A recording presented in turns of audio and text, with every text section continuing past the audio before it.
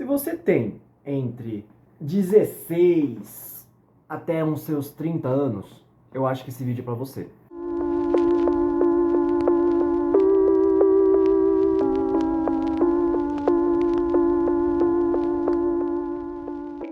Dessa vez eu tô tendo que usar um notebook de apoio, porque assim, eu tentei gravar esse vídeo, e aí quando eu tava tentando gravar ele, a minha pretensão era gravar em formato de vlog, enquanto eu tava assim, passeando com as minhas cachorras e não sei o que. E aí eu gravei 40 minutos de vídeo que não fazia sentido nenhum, nada do que eu tava falando. Qualquer coisa tava me distraindo muito, e aí eu peguei e falei, vou fazer um roteiro. Porque, né, já que não tá dando certo de fazer de uma forma natural, porque, enfim, nem eu mesmo tô me entendendo, quem dirá vocês na hora que vocês forem assistir isso. Enfim, o que é o vídeo de hoje? O vídeo de hoje é pra falar sobre... Sabe quando você tem uma determinada idade e aí começa a vir uns questionamentos? Não seus, porque, tipo, cada um tem seu próprio questionamento. Por exemplo, de sexualidade, de identidade, de o que quer fazer pra vida, que tipo de trabalho que quer, coisas do tipo. Mais questionamentos que vêm de fora.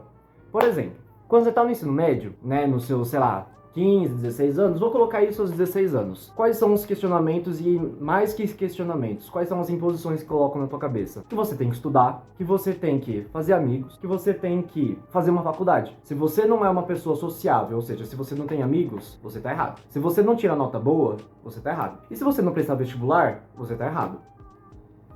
Generalizando aqui o negócio. Mas entende o que eu quero dizer? Quando você tem 18 anos, se você não entrou na faculdade, né, que atributos anteriores aos 16 até os 18 anos, já tá errado. Aí o que você precisa fazer? Você tem que tirar sua carta. Porque você tem que tirar a carta. Porque, fez 18 anos, já tá na hora de tirar a carta, né? E além disso, tem que arrumar um emprego. Não basta ter que tirar a carta, não basta você ter que estudar, não basta que você tenha que fazer uma faculdade, porque você tem que fazer uma faculdade, não basta ser sociável. Você também tem que tirar uma carta de motorista. De preferência, carro e moto, tá? Fazer as duas logo de uma vez para depois não ter problema. Quando você chega nos seus 20 anos, esses questionamentos e imposições dão uma mudada. Você tem certeza disso que você está fazendo? Já não era para você ter arrumado um namorado ou uma namorada? Por que você ainda não comprou um carro? Ou uma moto? Ou qualquer coisa, sabe? Já não era para você ter suas próprias coisas? Por que você ainda não conquistou? E dá um ódio! Dá um ódio essas coisas, porque, tipo... foi a última fase que eu passei, antes da próxima fase que eu vou contar aqui. Por que vocês questionam essas coisas, sabe? Mas daí, quando chega na fase dos 22 aos 24, que, em teoria, você já fez a sua faculdade, você já entrou no trabalho, você já tirou carta, você já, né, saiu da casa dos seus pais, você já isso, já aquilo, vem questionamento de todo mundo. E aí? O que você vai fazer agora? Aí eu olho, tipo, eu tô nessa fase, eu tô com 24 anos hoje em dia, e todo mundo que me pergunta, e aí, o que você vai fazer agora? Eu olho pra cara de todo mundo assim, ó. Eu não sei. Porque eu genuinamente não sei. Eu não consegui, eu particularmente falando, eu não consegui tirar a carta no tempo certo. Eu comecei a tirar a carta com 18 anos, só que daí eu passei na faculdade, graças a Deus, e aí eu precisei me mudar de cidade. E aí nessa mudança de cidade, eu pedi pra que a autoescola onde eu tava tirando a carta fizesse a transferência, né? Porque você tá num polo de Detran, aí você tem que ir pra outro polo de Detran, né? Eu não ficava mais na cidade onde eu tava antes, então eu precisava fazer o pedido de transferência. Demorou 6 meses pra autoescola fazer esse pedido de transferência. E aí a minha carta foi travada do processo, porque na hora que chegou no poupa-tempo, o poupa-tempo até permitiu, mas daí falou, então, só que daí você vai ter só 2 meses para tirar carro e moto. E aí nenhuma autoescola da nova cidade onde eu tava morando achava que ia ser legal de me receber como aluno, porque tava todas elas sempre lotadas e não ia conseguir, tipo, dar a quantidade de aula suficiente para mim tirar minha carta. Então minha carta ficou embargada, sei lá quanto mais tempo. Aí eu comecei a tirar a carta quando eu tava nos meus 20 e poucos anos. E aí caiu a pandemia, e aí o Detran fecha, e aí Covid, e aí o Detran abre, mas daí só pode abrir pra aula online. E aí as autoescolas não sabiam fazer aula online. E aí abre pra uma aula ou outra presencial, mas daí fecha de novo, porque vem outra onda de Covid. E não sei o que, eu sei que a carta que estava planejada para os 18 só foi acontecer aos meus 23. Eu não comprei um carro nem uma moto nesse meio tempo. Consegui fazer a faculdade, mas ao mesmo tempo eu não formei no tempo certo que a galera diz que é o tempo certo. Eu não consegui um emprego logo depois que eu saí da faculdade. E eu não namorei logo aos meus 20 anos. Eu sempre me envolvia com várias pessoas, mas tipo, nada virava uma coisa muito séria. Até porque quando eu caí nos meus 20 anos também veio pandemia. E aí como você namora alguém na pandemia? Como você conhece pessoas? Como você vai pra lugares? Sendo que você não pode sair da sua casa. E aí, tanto é que, tipo, eu só fui começar a namorar agora também com os meus 23 anos e tô namorando até hoje. Ai, caminhão, sério mesmo que você vai fazer barulho? Mas o ponto não é esse, o ponto é que eu tô dando uma visão particular da minha realidade. Só que todas as vezes que a galera coloca essas imposições de arruma emprego, começa a namorar, seja amigável, faça faculdade, estude mais, ganhe... conquiste um emprego que te dê muita grana e coisas do tipo, são algumas coisas que, tipo... Eu não vi ninguém da minha turma, tanto do ensino fundamental ao médio, conquistar tudo isso que foi prometido e que foi imposto que a gente deveria conquistar. Nenhuma das pessoas que estudou comigo, sei lá, de 2012 até 2017, nenhuma delas tá vivendo esse ideal, esse mundo que idealizaram pra gente, sabe? Qualquer coisa aconteceu no meio do caminho. Tanto é que, por exemplo, esses posicionamentos de tipo, tem que fazer tal coisa, tem que fazer outra coisa, não levam em consideração muitas coisas. Por exemplo, recorte social. Vou dar uma mini militada aqui, mas assim, uma mini militada. Porque, enfim, às vezes é necessário a gente ter consciência de classe e também consciência social. Não venha dizer que não é porque é necessário. Por exemplo, se você é homem, te esperam certas coisas. Se você é mulher, te esperam outras coisas. Não tem como dizer que não. As expectativas em cima de um homem é muito diferente das expectativas em cima de uma mulher. A gente vive numa sociedade que é machista até hoje. A gente tenta quebrar vários estereótipos? A gente tenta quebrar vários estereótipos. A gente consegue sempre? Além disso, se você é de determinada religião, vamos tirar essa questão homem e mulher, mas se você tem determinada religião, a religião te espera uma devoção para ela. Se você não tem essa determinada religião, mas tem outra, a outra religião vai te esperar determinada outra coisa. Não tô dizendo que todas as religiões te esperam necessariamente a devoção e você ser, sei lá, ser um profeta, ser um qualquer coisa, mas esperam que você trabalhe em função da religião. Enquanto outras, não, só tipo, deixa você acreditar naquilo que você quer acreditar. Dependendo da onde você bota a sua fé, você vai ser levado para caminhos diferentes. Ou pelo menos vão te impor coisas diferentes. Até porque cada religião tem sua regra, né? Tem seus princípios, tem seus... qualquer coisa.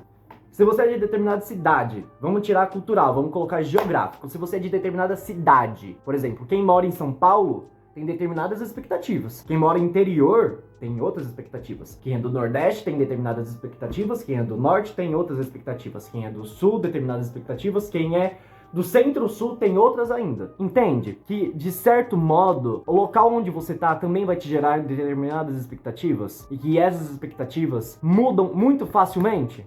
Aí vamos voltar só um pouquinho para falar de novo a questão da escola. Se você na escola, quando você tá no seu ensino médio, é uma pessoa inteligentérrima, assim, só tira as melhores notas e não sei o que, espera-se um futuro maravilhoso para você. Se você não é necessariamente o melhor da turma, você não precisa ser tipo o pior da turma, mas se você não é o melhor da turma, você tá lá tirando seu 7, 8, 6, essas notas assim, as pessoas já não esperam esse futuro maravilhoso que espera pra pessoa que tá no primeiro lugar. Assim como se você é o pior da turma, todo mundo sempre vai esperar o pior de você. E o pior da turma apenas no sentido de nota. Às vezes pode ser uma pessoa maravilhosa, só que você não consegue desenvolver seus conhecimentos dentro da escola. E as pessoas não vão esperar lá grandes coisas de você. E isto é uma merda. Aí existe uma questão, que é a questão financeira. O que acontece? Se você é endinheirado, espera-se que você siga todos aqueles pré-requisitos lá que eu falei logo no começo do vídeo com mais facilidade. Porque se você tem dinheiro, porra, é muito mais fácil você conseguir um cursinho de inglês. É muito mais fácil você pagar por um cursinho pra você entrar no seu vestibular. Então não tem problema se você não entrou com 17 ou 18 anos. Você pode pagar cursinho mais 5 anos pra você entrar na sua faculdade de medicina, advogado ou qualquer coisa do tipo aos seus 24 anos. Enquanto o filho de um pobre não é assim. Precisa conquistar o quanto antes, porque cada tempo perdido é um tempo perdido. E além de um tempo perdido no sentido de um tempo gasto que não vai voltar, é um tempo de sobrevivência. Diferente do filho do rico, que consegue tipo, ai, essa semana eu tô muito cansado, vou viajar pra praia. Vou ficar no apartamento em Búzios. Ou então, levando ao máximo do estereótipo, vou ir pra Nova York. eu vou pra França, pra Itália. Entende que tem uma diferença de expectativa na pessoa que é rica e na pessoa que é pobre? Porque muitas das vezes a pessoa que é rica, que é endinheirada, vai ter facilidade de acesso a certas coisas que a pessoa que não tem essa quantidade de dinheiro nem precisa ser pobre, mas não precisa ser, tipo, milionária. Milionária. Desde que você não seja uma pessoa milionária, que seja uma pessoa que tem certos limites financeiros, já esperam outra coisa de você, principalmente que você trabalhe. O rico ninguém espera que trabalhe, porque na verdade o rico só fica rico em cima do trabalho das outras pessoas. E a gente sabe muito bem disso.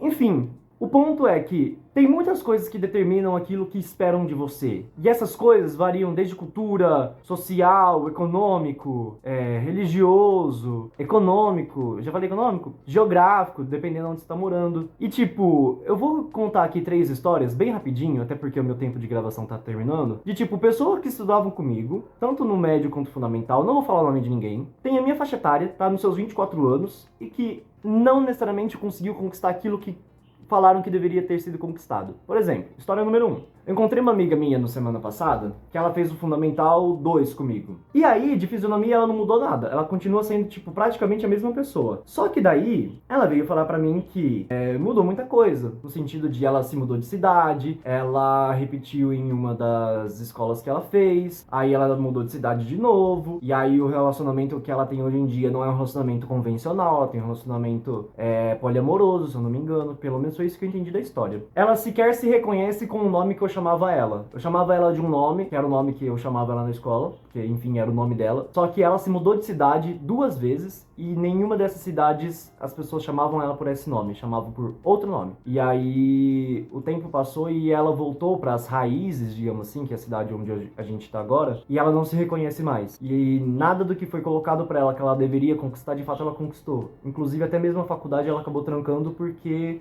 intercalços na vida, situações de saúde familiar, econômica. Eu não vou ficar dando detalhes aqui, até porque não faz o mínimo sentido. Não aconteceu da forma como esperavam que era para acontecer. A história 2 é a respeito de um amigo meu do ensino fundamental que desde os seus 13 anos eu vejo ele trabalhando em obra, por causa que os pais dele tinham empresa de construção civil e coisa do tipo. E aí, com os seus 20 anos, ele desenvolveu uma hérnia na parte aqui das costas e simplesmente, por causa da hérnia, ele precisou parar de fazer qualquer coisa. Ele tem a casa própria dele que ele construiu, ele tem os carros dele, se eu não me engano são 2 carros diferentes que ele tem. Hoje em dia ele tem uma esposa, só que tipo, o sonho da vida dele era fazer a faculdade, e aí, por causa desse problema de saúde, ele não pôde concluir a faculdade. Só que enquanto ele tava na faculdade, ele chegou até o ponto de fazer o estágio e ele mesmo fala de tipo, pô, eu fazia os meus estágios e tipo, eu via a gente tirando muito mais do que eu tiro como sendo dono da empresa, porque hoje em dia os pais dele moram em outro estado e ele que tá tomando conta da empresa. O sonho dele era fazer a faculdade e não deu, porque ele precisou gerir um negócio que sequer era dele, mas de repente virou sendo dele. E que hoje em dia ele tem pra si mesmo que já é tarde demais tentar voltar a fazer faculdade, porque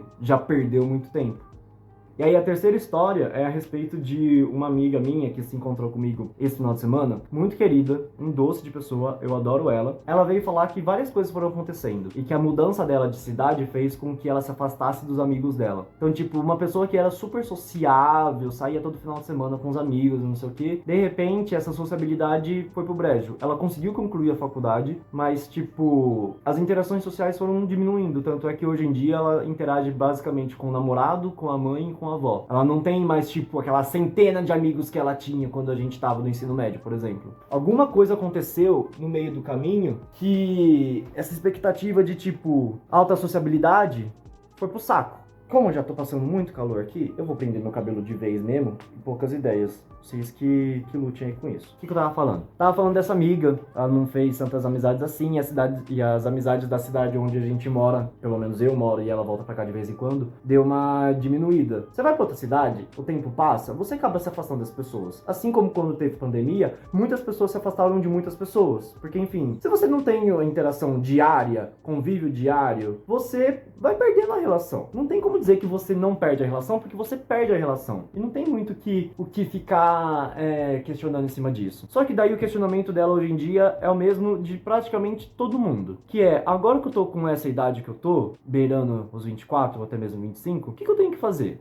Porque ninguém sabe, nenhuma dessas 3 pessoas, dessas 3 histórias que eu contei, sabe o que é que tem que fazer agora. Não sabe se tem que concluir uma faculdade, se tem que retomar a faculdade ou se tem que fazer uma pós-graduação, no caso dessa última. Não sabe se volta a morar na cidade de origem ou então se muda para outra cidade. Não sabe se abandona tudo para fazer aquilo que sempre quis fazer ou então se apega fortemente naquilo que sempre teve e continua vivendo essa vidinha pacata. Porque, sinceramente, eu não vejo nenhuma dessas 3 pessoas necessariamente muito feliz com a vida que tá tomando, ou pelo menos com o rumo que a vida tomou. Só que isso são 3 exemplos de 3 pessoas que acabaram se encontrando comigo nesses últimos tempos, que eu vejo que é muito generalizado. Eu tenho uma cacetada de amigo que não sabe o que tá fazendo, que tá aí batendo nos 20 e poucos anos e não sabe o que precisa ser feito a partir de agora. Tipo, aí a galera vai pegar e vai falar, é só viver a sua vida da melhor forma como você sabe viver. Galera, tem que trabalhar, galera, tem que estudar, galera, tem que namorar, galera, tem que construir família, galera, tem que isso, galera, tem que aquilo.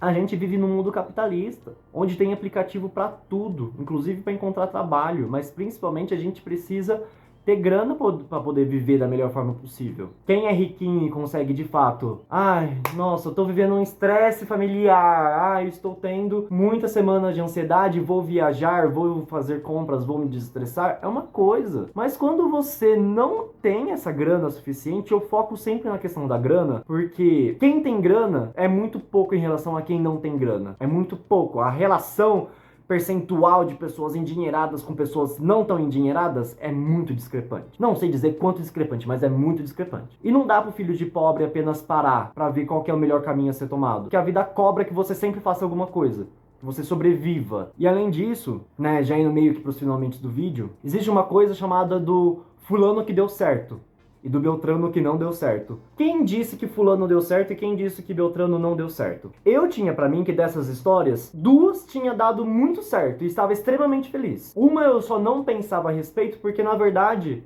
fazia muitos anos que a gente não se via, então era uma pessoa que eu não pensava sobre, não tinha uma opinião formada. As pessoas não demonstram estar exatamente satisfeitas com aquilo que tá acontecendo, pelo menos não totalmente. Uma em outra coisa sim, mas no grande todo, não. E se a pessoa não tá satisfeita com a própria vida, eu inclusive, quer dizer que a pessoa deu errado?